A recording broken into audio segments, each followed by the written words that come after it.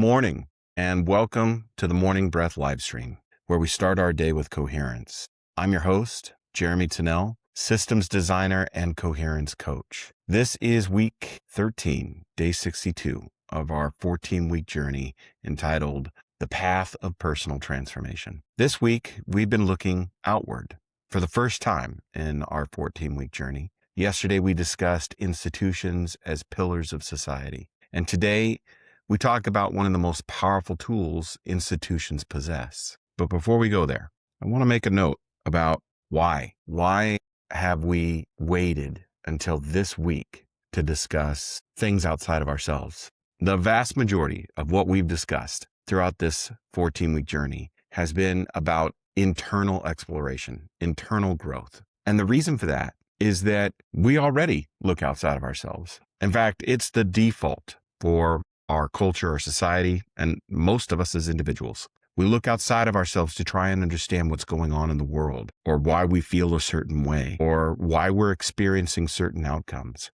But the reality is that until we are grounded within, until we are able to take an inventory within ourselves, look within, understand what's happening within, the context to be able to affect change or transformation or even understanding outside of ourselves is not there. So you're not doing anything. You're just consuming. You're consuming information. You're consuming news and data to try and understand what's going on around you. But that's someone else telling you what's going on around you. It is the same with today's subject, history. History is not just what happened, but it's also who gets to tell the story. History is rarely neutral and certainly not objective. It's a collective function of remembrance. It is recorded, framed, edited, curated, and passed down through systems of power. This is a function of colonized culture and colonized systems. Our indigenous ancestors relied on oral storytelling to relay history, which is a dramatically different way of shaping a society. I want you to think about that juxtaposition for just a moment. All of our history is written down, shaped, and curated, and put into books. And then through our K-12 education, we are taught to memorize dates and certain events within that history, which are put into a specific context. But for the vast majority of human history, all of our indigenous ancestors told stories to relay an understanding of how the world. And those stories were not written down. They were passed on and passed on and passed on and passed on. That's dramatically different. In our culture, one of the most dangerous things a person can do is assume they already know the full story, because much of what we call history is often an inherited narrative, certainly not a complete truth. One of the things that changed me deeply over the years was realizing how much history I was never taught. Entire perspectives missing. Entire peoples reduced to footnotes, and whole systems of violence were normalized through patriotic storytelling. And at first, that realization was really uncomfortable because most people want history to feel settled. It's not about just what happened, but it is the way things are. They're clean, they're simple, binary. There are heroes and there are villains. There are good guys and there are bad guys. The civilized and the uncivilized. History is a story of progress and success, but true history is never that simple. And maturity requires the willingness to move beyond what you were told and begin engaging history through a deeper inquiry. Reading and study are so vital. Holding multiple perspectives, identifying primary voices, and seeking out the silenced ones. Engaging with critical thinking and using systemic context to gain a greater understanding. Because if we never question inherited narratives, we unconsciously inherit the inherited blind spots. History shapes collective identity. It shapes nations and cultures. It pushes political agendas. It carves and polishes morality and chooses who belongs, and designs our collective narrative and our collective memory.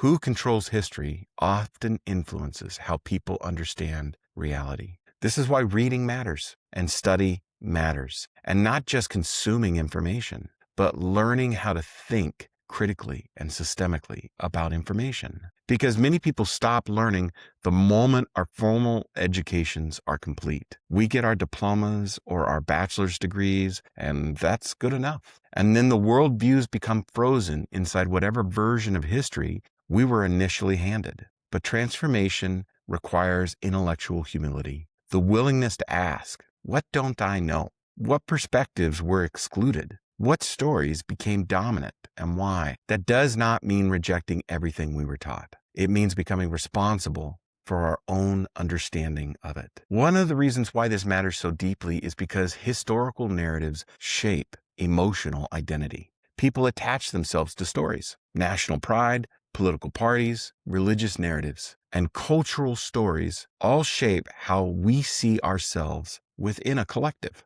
When those stories are questioned, people often experience it as a threat to self, not because they're weak, but because identity and narrative are deeply connected. This is why curiosity matters more than certainty, because certainty closes inquiry, and inquiry is how consciousness expands. History is not just about memorizing dates and events. It is about understanding systems of power, human behavior, historical consequences, and repeating patterns, and the stories civilizations tell themselves. And often, the most important truths exist in the tension between perspectives. From a systems perspective, history functions like cultural memory. It teaches who matters, what's important, and what behaviors are rewarded, and what truths become normalized. But systems often preserve themselves through selective storytelling. Not always through outright lies, sometimes through omission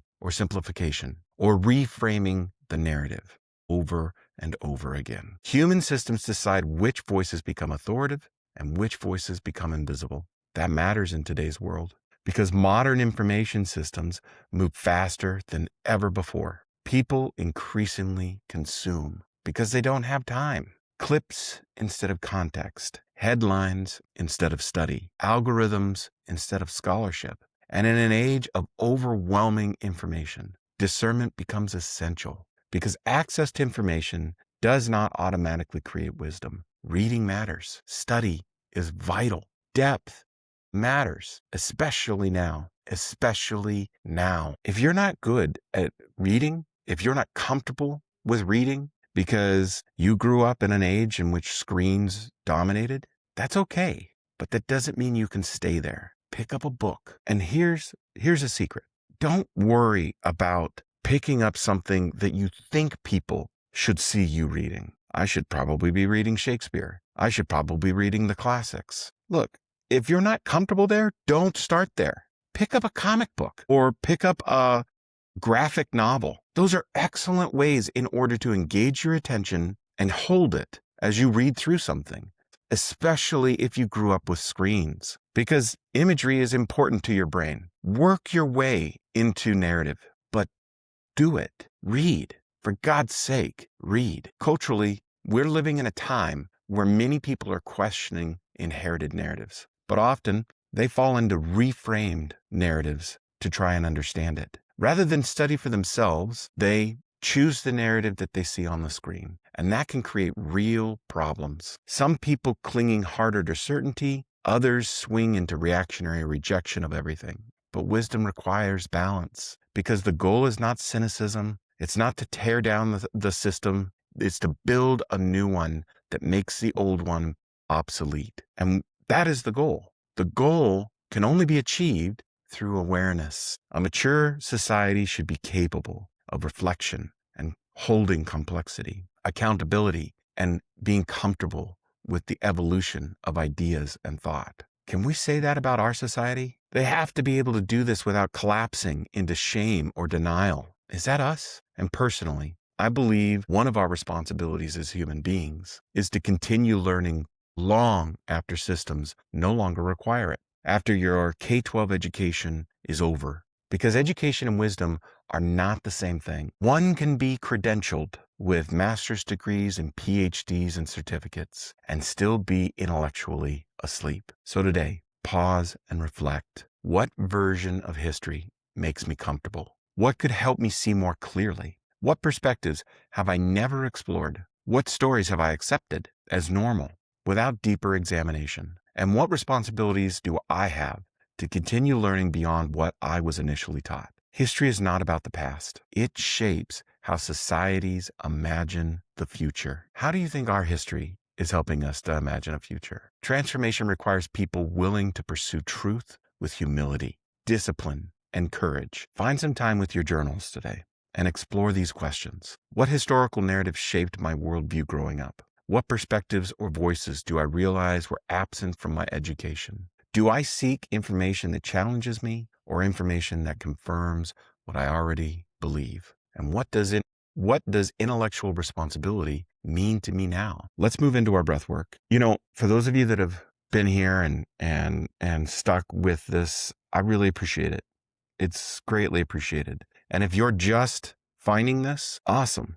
Welcome. Welcome to this daily practice, Monday through Friday. And the practice isn't just the wisdom lessons that we might go through or the breath work that we practice every single day, Monday through Friday. The practice is getting up early. The practice is showing up on time. The practice is being consistent in your participation. Not because, that is important here to me. It is so greatly appreciated. But for you, because as you put that kind of practice into something, anything, you're building the capacity to be able to do it elsewhere in your life. That's the key here. All right, let's find a comfortable seat, shift your hips, roll your shoulders, put your hand on your chest, and let's breathe in through our nose, big breath, and exhale all your air out through your mouth. Pull your stomach in again, and we're going to exhale everything out. Pull that belly in. All right. Now let's breathe in through our nose for about 5 or 6 seconds, somewhere in between there. Out through our mouth for about the same. Let's find a rhythmic pattern there. Sine and cosine. Waves of coherence. Breathe in. Hold that pattern. Keep going. And now I'm going to ask you to create a gratitude list in your mind. Occupy your mind as you breathe with that pattern. I am thankful for the day. I am thankful for the sunrise. I am thankful for the birds chirping. Thankful for the opportunity today brings. Now, as you go, continue with your breath pattern. Continue with your gratitude list. And if you get distracted, return to them. Expand your gratitude. Become detailed with your gratitude. It's okay. Just come back. It's every day. But that few moments sets a trajectory. It sets a pattern. Keep going. Expanding your gratitude. Find yourself bored. Lean harder into it. Breathe in through our nose. Big breath. Exhale through your mouth. Come back into the space. One more. Well done. If this resonates, stay with the practice, because growth is not only emotional or somatic, it is intellectual, and transformation requires humility to continue learning. The moment we stop questioning inherited narratives, we stop expanding consciousness. Take a breath. I'll see you tomorrow morning at 5:30 a.m.